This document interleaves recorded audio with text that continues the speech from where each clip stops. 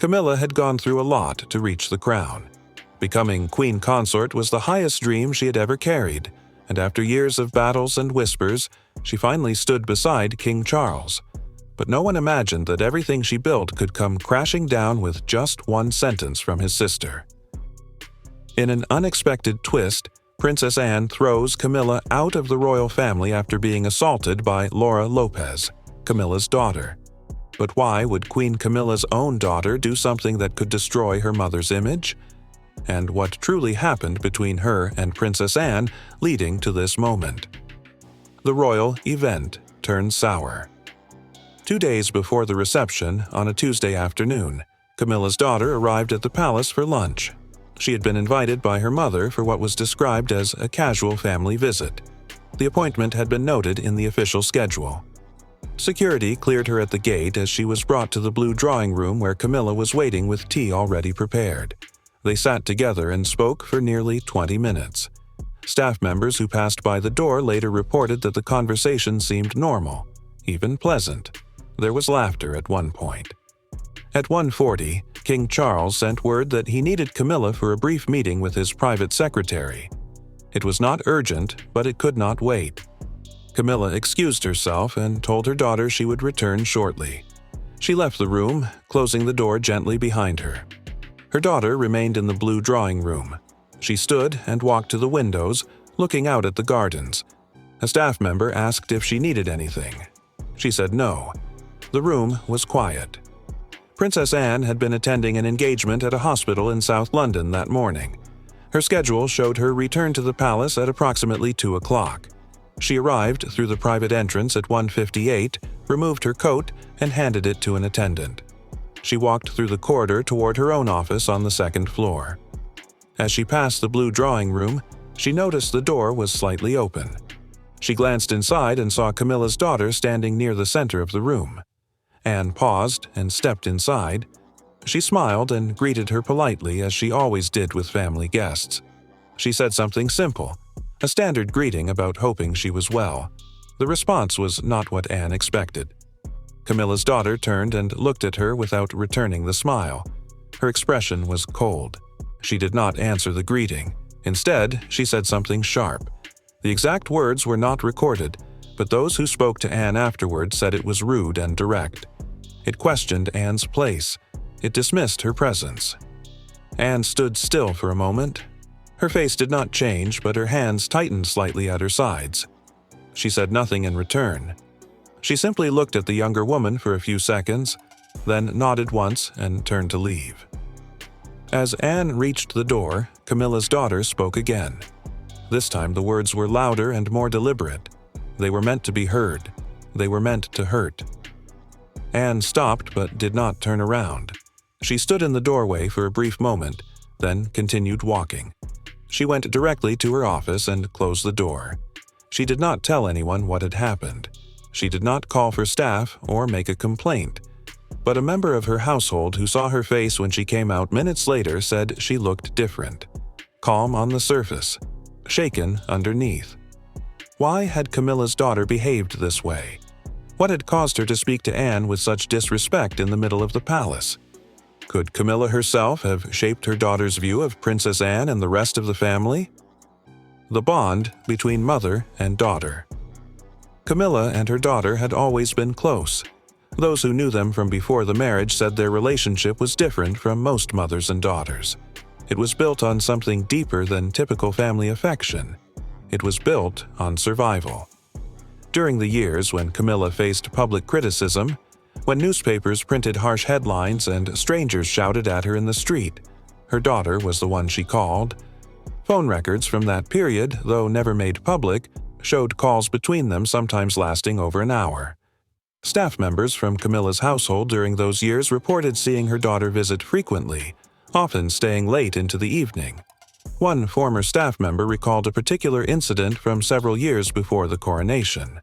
Camilla had returned from a public appearance visibly shaken. Protesters had gathered outside the venue.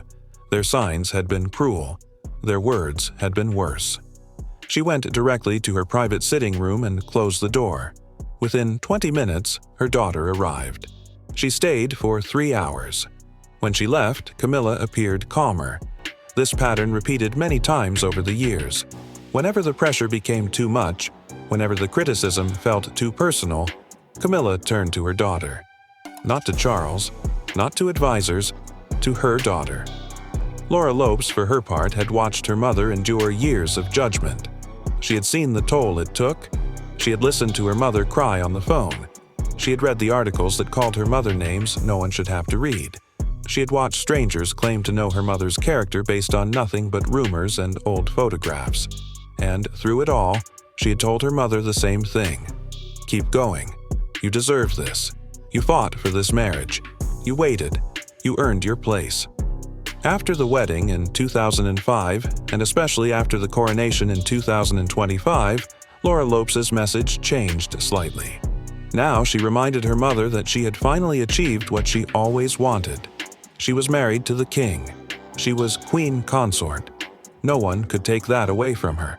No one had the right to make her feel unwelcome in her own home. These conversations happened in private, but staff members occasionally overheard fragments. A comment made during a phone call. A sentence spoken as they walked through a corridor. Small pieces that suggested a larger narrative. One palace staff member recalled hearing Laura Lopes speak to Camilla during a visit in late 2024. They were in one of the private drawing rooms. The door had been left slightly open. Laura Lopes' voice carried into the hallway. She was telling her mother not to let certain family members make her feel like an outsider. She said something about how some people would never accept her no matter what she did. She said it was their problem, not Camilla's. The staff member did not hear Camilla's response, but she heard Laura Lopes speak again, more firmly this time. She said that her mother had earned her position through years of loyalty to Charles. She said the family should be grateful, not resentful. Another staff member reported a similar conversation from several months earlier. Laura Lopes had been visiting and they were having tea. The conversation turned to some recent family gathering. Laura made a remark about certain family members being cold toward her mother. She said they acted as if Camilla did not belong. She said it was disrespectful. These observations, shared quietly among staff over time, painted a picture. Laura was not just close to her mother, she was protective. Fiercely so. She saw her mother as someone who had been wronged and who continued to be treated unfairly by people who should have welcomed her. And over the years, that protectiveness seemed to have hardened into something else, into resentment toward anyone she perceived as making her mother's life difficult, into anger toward those who had not warmly embraced Camilla from the beginning. Princess Anne had never been openly hostile to Camilla, but she had also never been particularly warm. She maintained her distance. She was polite but formal. She did not invite closeness. And for someone watching their mother struggle for acceptance, that distance might have felt like rejection. Had Laura's loyalty to Camilla turned into hostility toward Anne? Had years of watching her mother face criticism created a mindset where anyone who was not actively supportive was seen as an enemy? Misunderstandings and rivalries. Princess Anne had always been direct. Those who worked with her knew this within days of their first assignment. She did not soften her words. She did not waste time on pleasantries when there was work to be done. If something was wrong, she said so.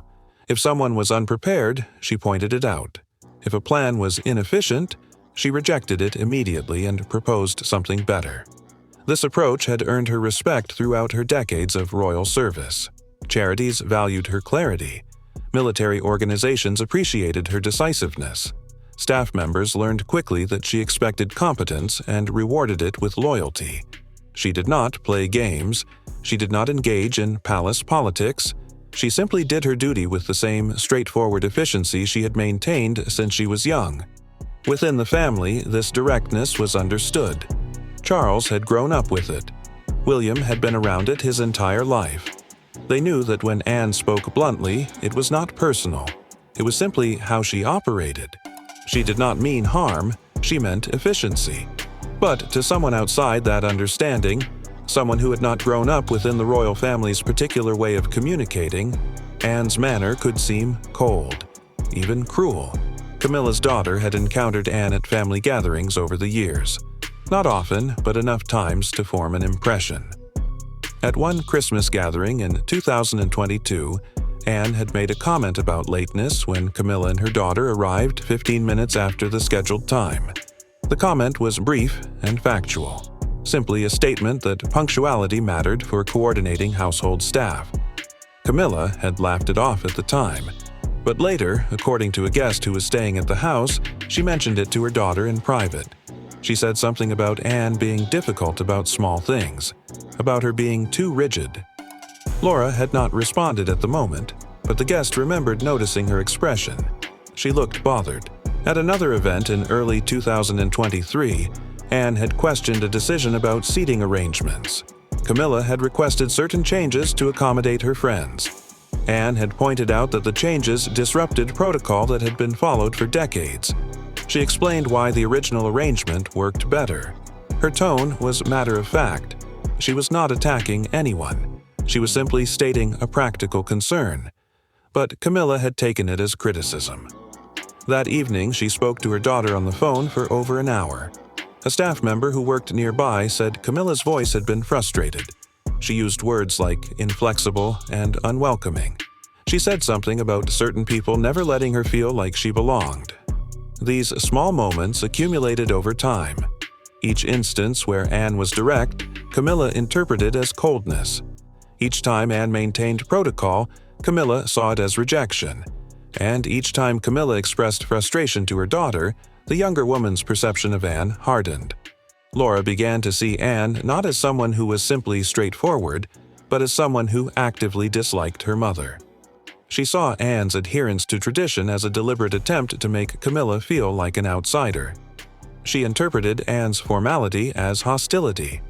By 2024, Laura's view of Anne had solidified into something fixed and negative. She saw her as a symbol of everything that had made her mother's life difficult. The old guard, the people who had never wanted Camilla in the family, the ones who still treated her as if she did not belong. When Laura spoke about Anne to friends, she described her as cold and superior. She said Anne looked down on people who were not born into royalty. She said Anne had never given her mother a fair chance. These opinions were shared in confidence, but they were firm. She believed them completely. What Laura did not understand was that Anne treated everyone the same way. She was equally direct with Charles. She was equally firm with William. She maintained the same standards for herself that she expected from others. Her manner was not personal. It was simply who she was. But Laura did not see that. She only saw the interactions through the lens of her mother's hurt feelings. And over years of hearing her mother's complaints, of watching her mother struggle for acceptance, she had constructed a version of Anne that was more villain than reality.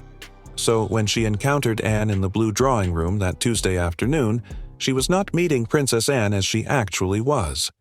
She was meeting the version she had built in her mind over years of secondhand stories and misinterpreted moments. The words she spoke to Anne were not spontaneous. They were the result of years of accumulated resentment. They came from a place of protective anger toward her mother.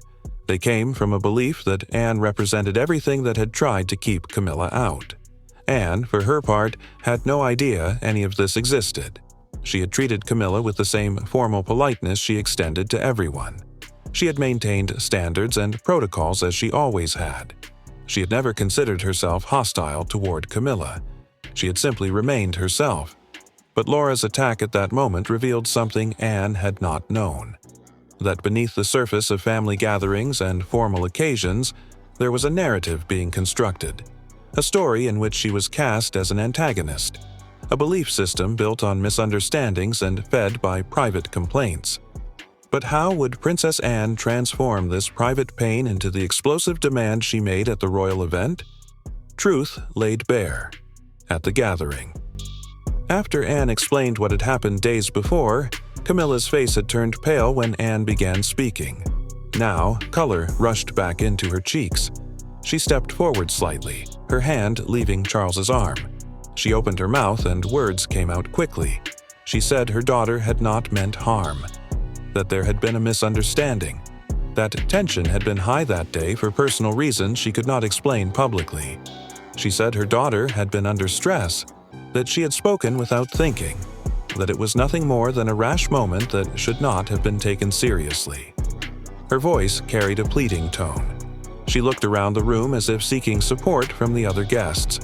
She repeated that it was a misunderstanding, that her daughter would apologize if given the chance, that the matter could be resolved privately as families do.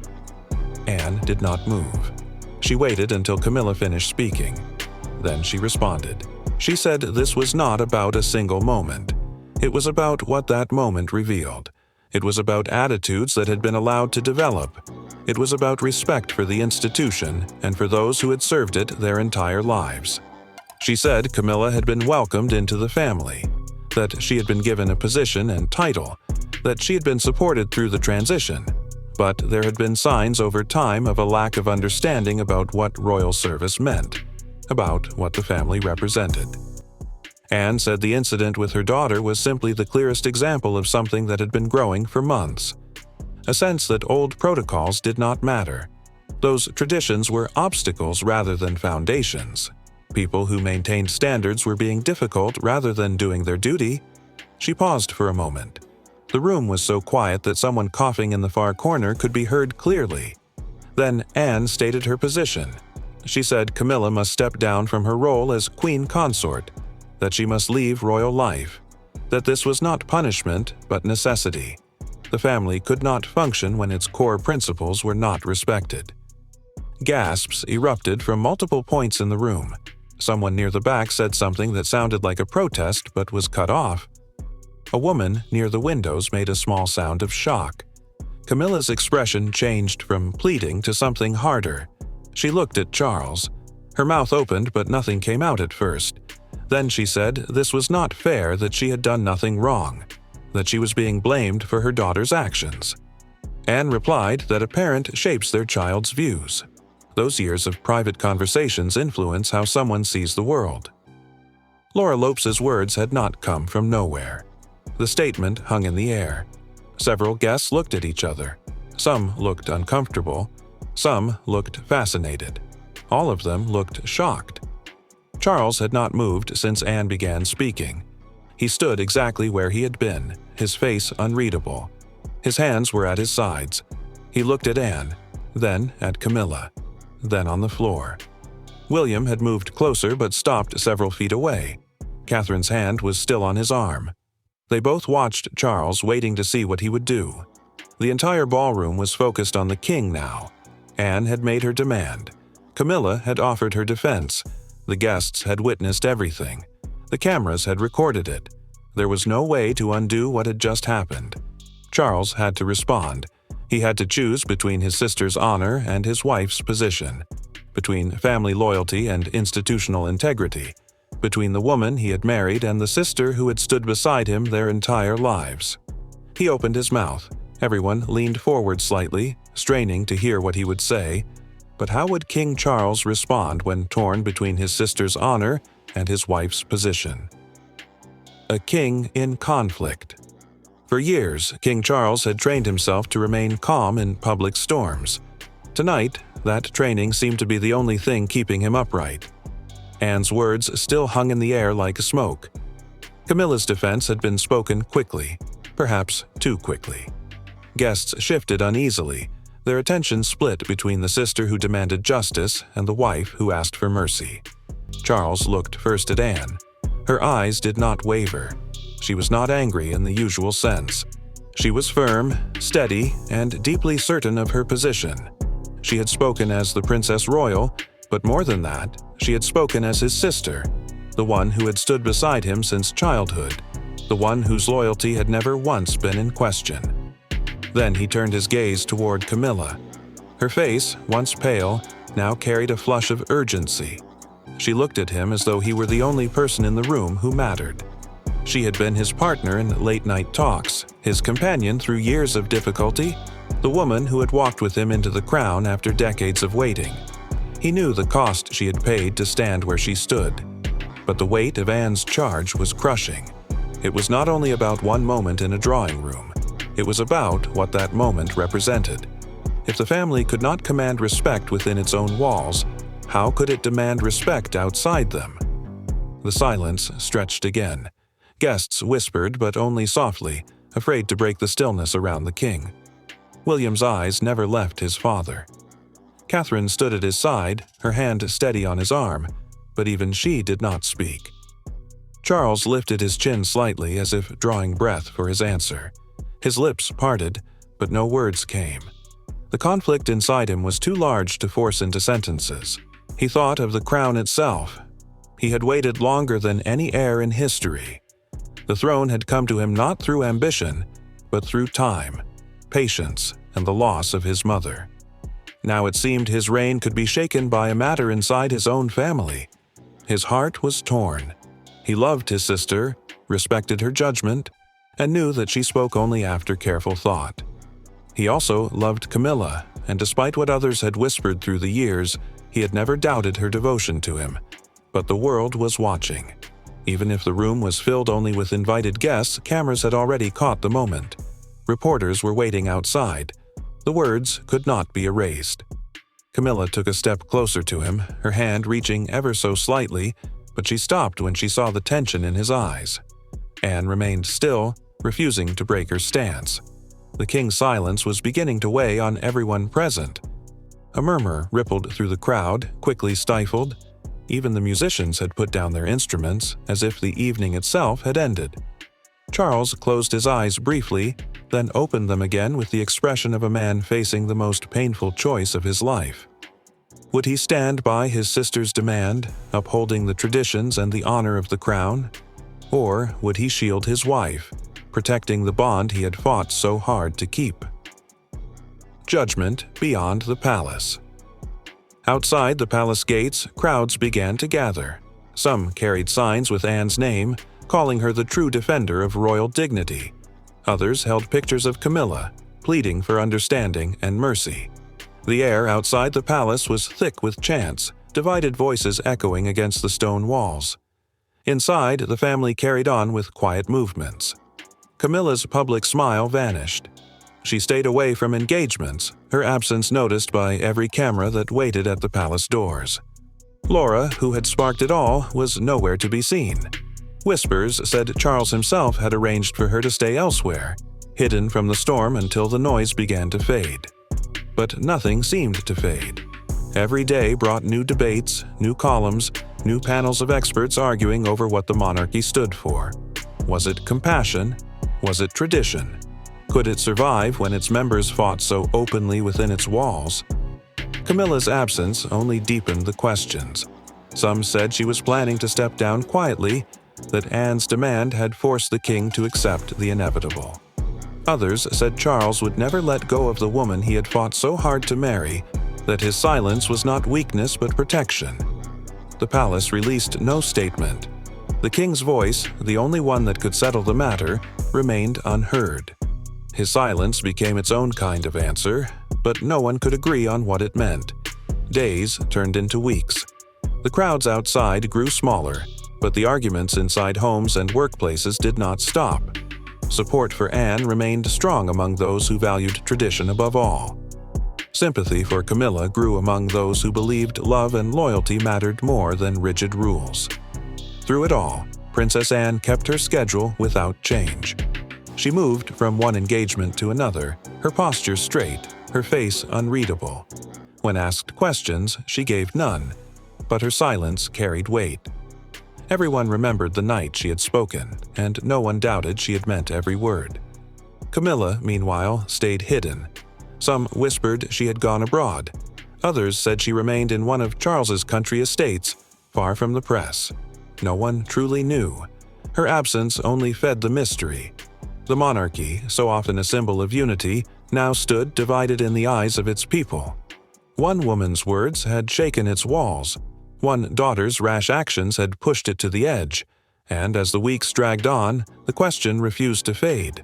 Would Camilla return to her place beside the king? Or had Princess Anne's bold demand sealed her fate forever?